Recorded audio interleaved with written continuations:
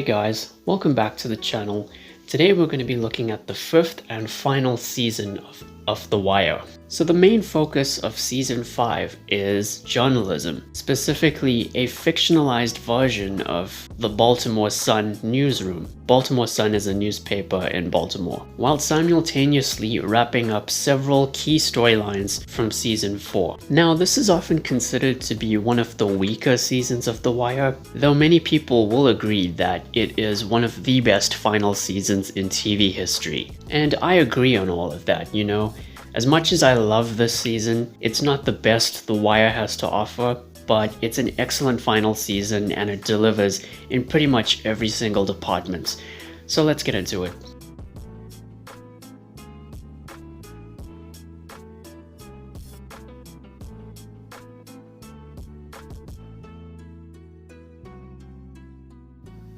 So firstly, I think the focus on journalism and the Baltimore Sun newspaper was a great change of pace. You know, especially since around that time, 2008 to be exact, the world was going through the global financial crisis and the newspaper industry was on a decline. And, you know, aside from just showcasing the decline of this particular industry, I like the fact that the characters in it cross paths with the Baltimore City Police, mainly because the detectives have either been promoted or they've been reshuffled once again. McNulty and Bunk are back in their office jobs from season 1, mainly because the police have stopped financing the Stanfield case. So McNulty, being infuriated with this decision, decides to create a fake serial killer, not only to get out of his boring office job, but also to convince the police that crime in Baltimore is serious again,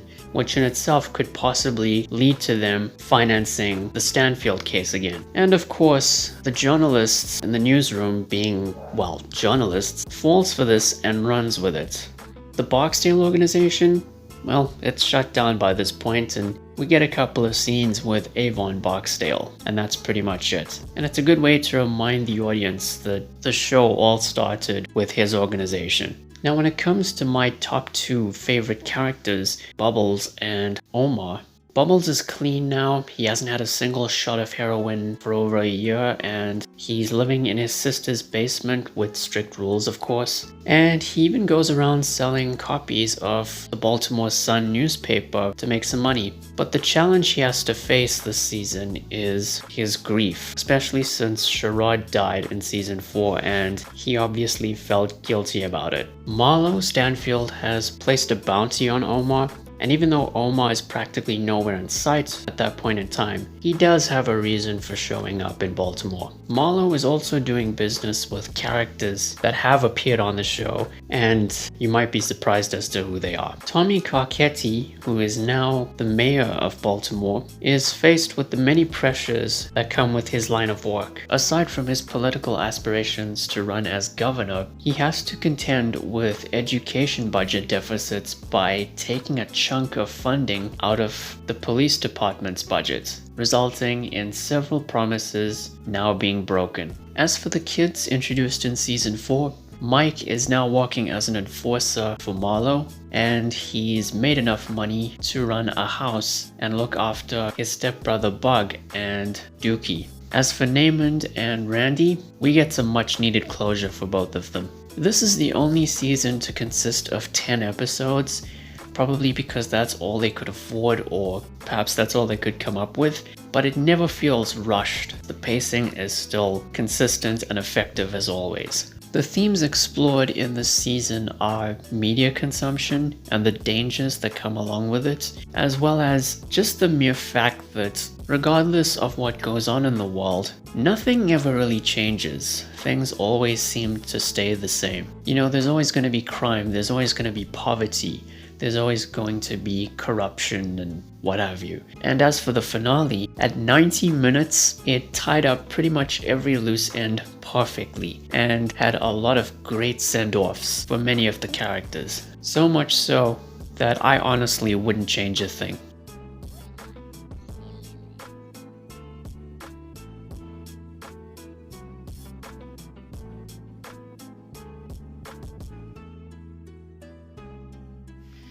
Now, the only problem with season 5 is just the fact that it has to live in the shadow of its predecessors. While there's a lot that goes on within all 10 episodes, by this point the show does feel a bit empty at times, and that's because so many characters are either gone by this point or their roles have been reduced.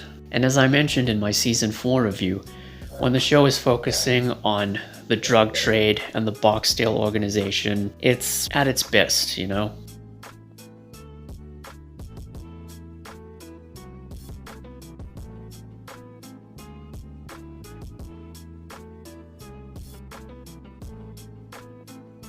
So yeah, those are my thoughts on season 5 of The Wire.